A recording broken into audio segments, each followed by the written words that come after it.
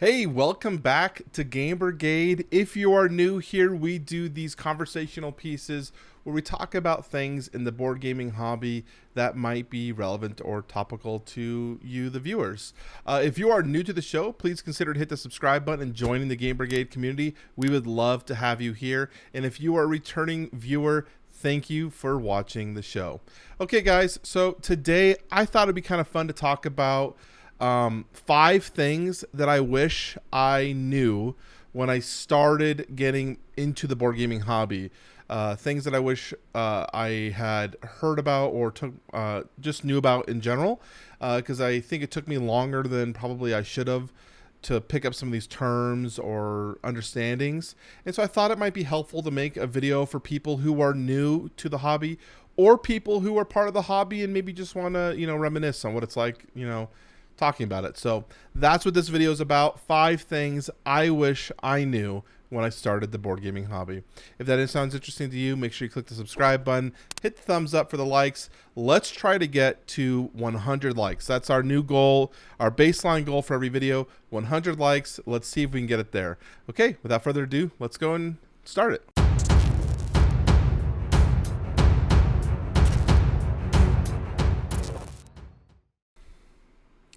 Okay, so we are going to use old school here, and we're going to bring up Notepad because I really don't want to edit anything in terms of, putting bullet points. So this is going to be our bullet point. It might help you guys follow along.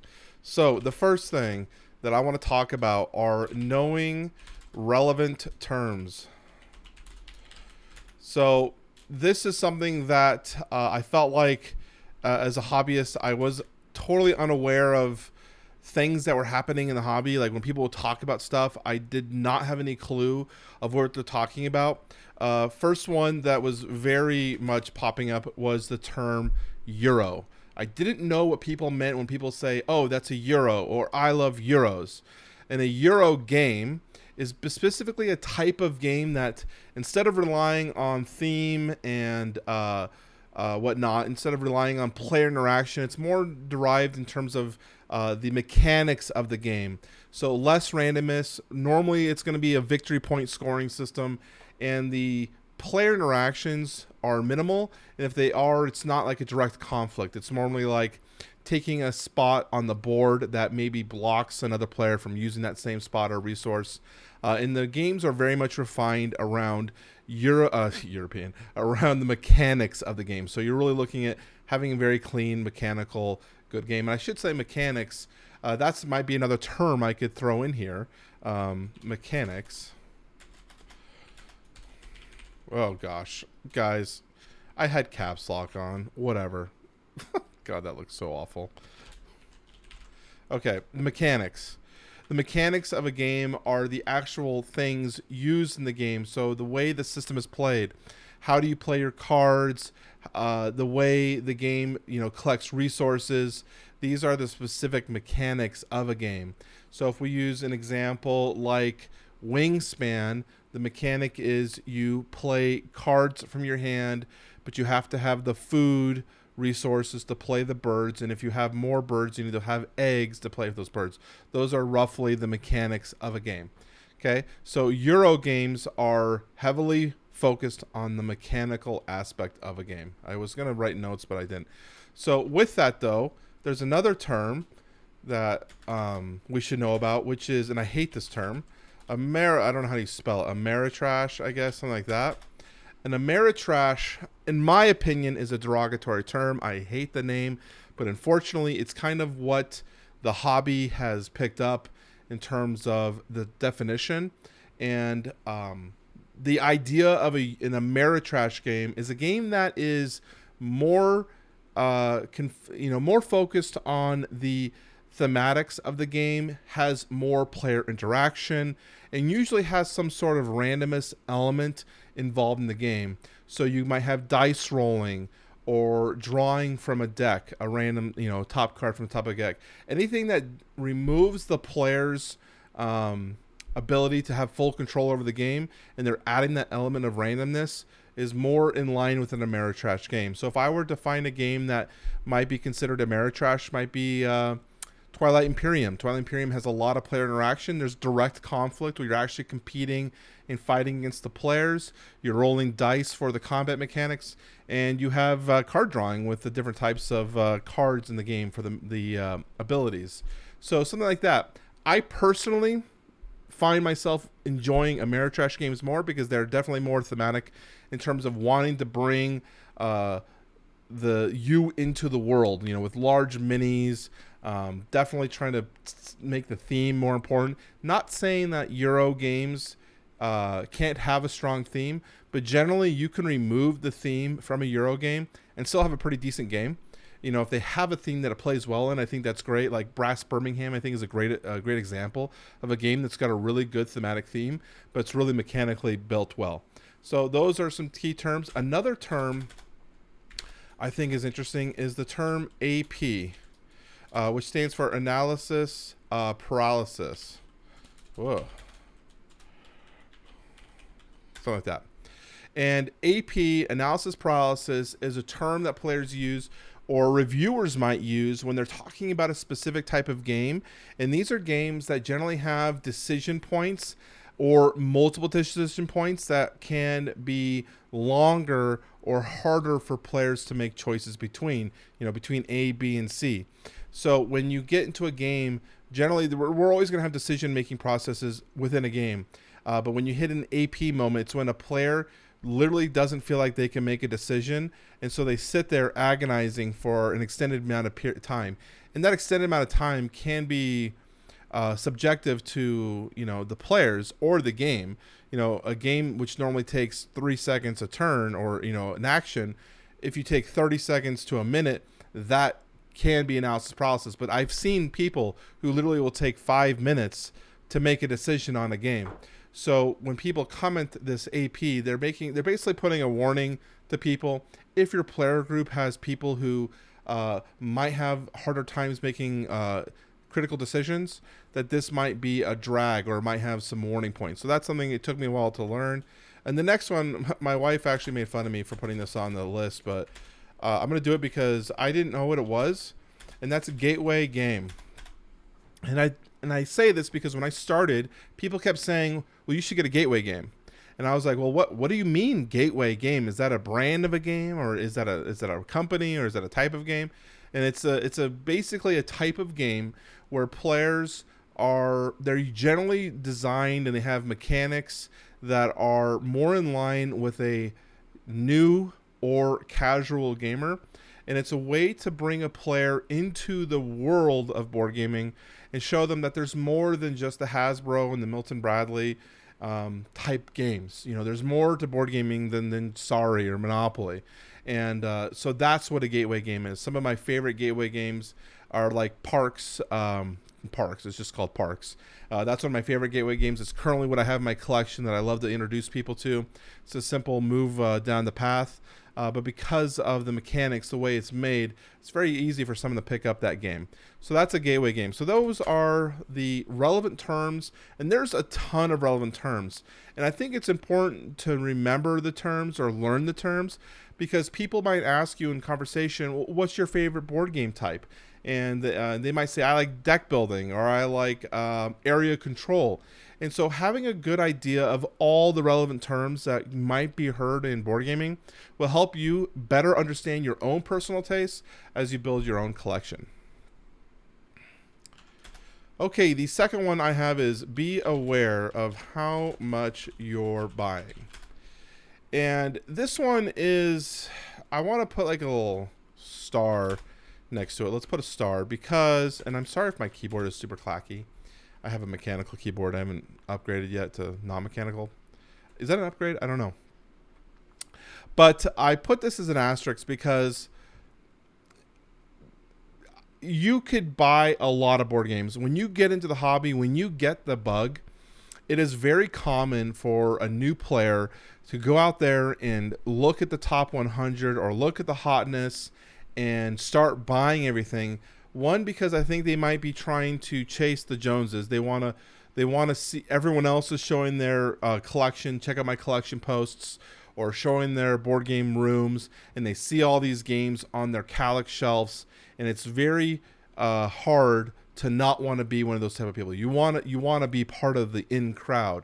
And if you want to actually play your board games, I think you have to check yourself and say, what is my like ability to play these games? How long is it going to take me to get through these games and have a good system? If you're buying a game a week, are you going to be able to play those games more than once?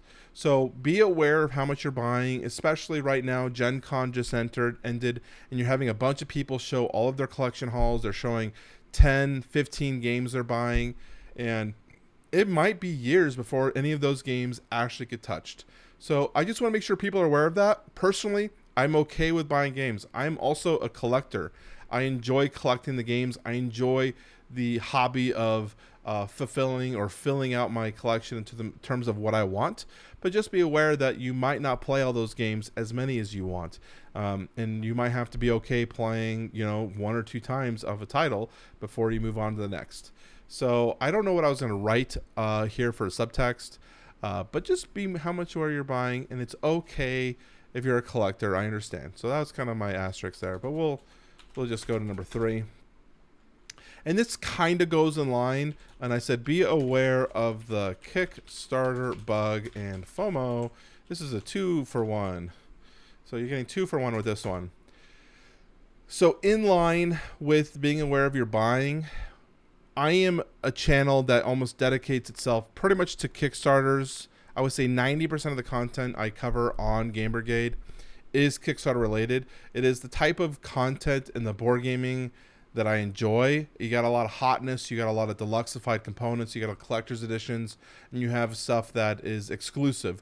Those are the reasons I got into collecting in the first place. So as a disclaimer, as most of you know this if you're watching the show, that is what we do. We do Kickstarter here. But I am very much aware that Kickstarter is an addictive thing to get into, and it's very easy to buy and spend more money on Kickstarter than you are aware of.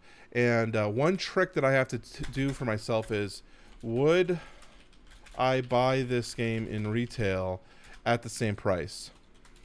And I think that's an interesting question, because for some reason it's so easy when you're on the campaign page and you're scrolling down and you're looking at all the flashy gifts and all the moving items, and you're like, okay, $189. You're not really thinking about the shipping at that point, and you're not thinking of any add-ons they might throw on you in the pledge manager, and all of a sudden you're looking at $240. Would you go to a retail store and spend $240 on a board game?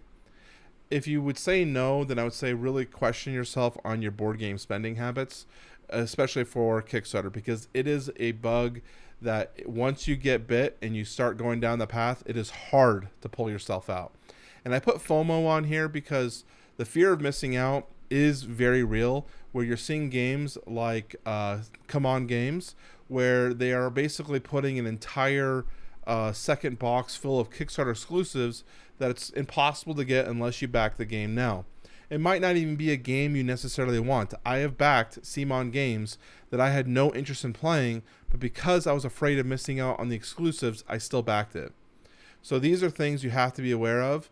And I think that almost everyone in their board gaming cycle at some point will go through the Kickstarter cycle. And sometimes you find yourselves out, sometimes you don't. Sometimes you find a budget that works for you. Currently, that's what I'm trying to do. I keep myself to basically 1 to 2 backs a month at max. And if I do that, I pretty much basically don't buy in retail.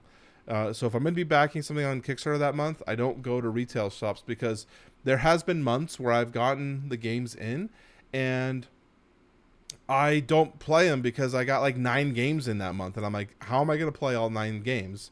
Plus I have, review copies and stuff. It's more exasperating being a reviewer, because you have so many more things you have to play at the same time. So be aware of the Kickstarter bug and ask yourself, would I buy this in retail? A good example, I've got back behind me that with the white box with the red circle right there, Tetsuka Yumi, that was $245, not including the shipping. That's actually available at my retail store right now, my local store, for $245, but no shipping. And I'm like, man, that is so expensive. I don't know if I would. I paid that and paid shipping, and now I'm looking at it on the shelf, and I'm like, dude, I don't know what I was thinking. I wouldn't have paid for that. So just be aware. of, the costing. So the other thing in line with this, and something that I think not a lot of people think about, is storage. I really didn't consider the storage solution that I would do when I got into board gaming, and I don't know if you guys can see. Maybe if I can, hold on. I'm gonna have to move my monitor. We're gonna do a little tour here. So, oh my God! I'm almost losing my computer. Right here, you can't see it, but right on this side over here, these are games that literally don't fit on my wall, and so they're just piling up.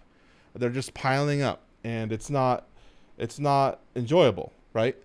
Because I haven't had forethought in terms of where I'm going to put this stuff when I bought it. And now on my table behind me, back here, you can't see it, but it's Ankh. I've got the all-in Kickstarter thing for Ankh that I'm also going to have to figure out what the heck am I going to do with that. So just be aware of storage and how do you plan on storing it. You don't have to display like I have here. You don't have to do that. You could use a closet. You could use a garage as long as they're like damp and not damp, as long as they're dry and somewhere, cool. You're more than welcome to use it. But just have some forethought and be like, where am I going to put these games? Because eventually you're going to be on tables, on the floor, on chairs, in corners, and it's going to be all over the place, and it's not going to be very fun. So storage is number 4. And number 5, I have nowhere to get good resources. And this is basically talking about websites that I would recommend becoming familiar with. Not all of these I'd recommend using. What else is there? Okay, these are things I would say. BGG, Board Game Geek, is a great resource if you are looking for information on pretty much any board game that's out there. I use BGG quite a bit when I'm at a retail store and I'm looking at a game and I'm like, oh, this is on sale. Should I pick this up? Let's check out Board Game Geek. Let's see a written review. I love it for their written reviews. I don't have time when I'm usually in a retail store to watch a video, but I can read a written review and get some ideas of how the game plays. Board Game Geek is great for that. They also have the top 100. Some people really like knowing the top 100 because it allows you to see what other people really think are the best board games right now. When I got into the hobby, I definitely focused on getting the top 100 games. Gloomhaven, Wingspan, Scythe, Star Wars Rebellion. I pretty much focus on what are the best games. I want those in my collection. Terraforming Mars, to name a few. And all those games have actually been very, very good. So it's not like there have been misses. And I know people in our current board game group really just want to focus on trying to play as many of the top 100 games as possible. So it's good to know. I also enjoy, personally, looking at the hotness. This is a good way to stay up front, and not up front, but to stay aware of current trends in the board gaming industry.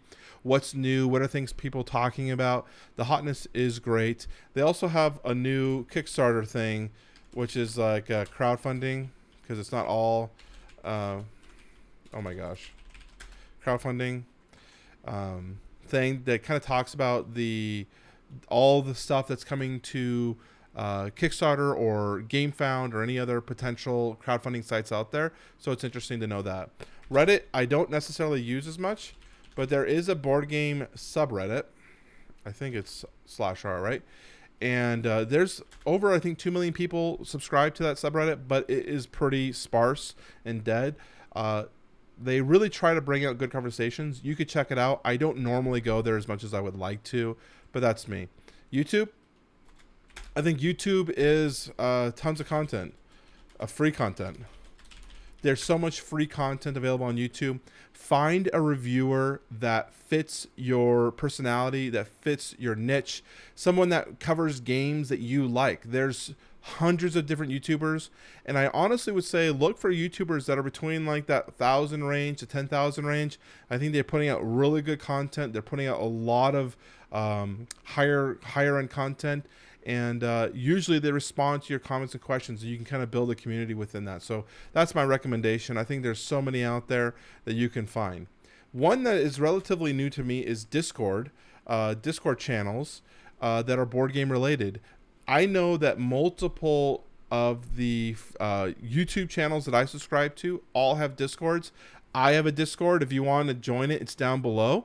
And basically, you can be part of a community and be more involved and have conversations about things. And I think it's a really great way to kind of find a small niche that you might not know of and become friends with people. It's really fun. In fact, I've seen some incredible things happening through some of these Discord groups that in terms of job offers and friendships and meeting people at conventions. It's great. So Discord, check your favorite contact. Why am I writing this like I'm a child? Check your favorite content creators. And then Facebook groups. I use Board Game Revolution as the Facebook group that I am in, but there's plenty of different Facebook groups out there, and I think it's really fun to be part of a Facebook group that talks actively about board games. They talk about what's new, conversations about what's happening. If you have like a piece of a game you don't know what goes to, you can pop it on there. People usually answer it. So these are some of the resources that I wish I had known about earlier in my board gaming career. Took me a little bit to find out about them, but now that I know about them, I'm loving it. It's really enriched my board gaming. So that's about it. I hope you guys enjoyed this little video about things that I wish I knew earlier in board gaming. I hope it helps you guys in your board gaming career or hobby. I don't know what you want to call it, your board gaming thing, because it's an incredibly fun hobby. I enjoy being a part of it. I enjoy the friends that I've made. It's a very, very good group of people. So again, thank you for watching. I'm going to go ahead and drink the rest of my tea and finish my night. I hope you guys all have a great evening. If this was a good video for you, please consider hitting the subscribe button.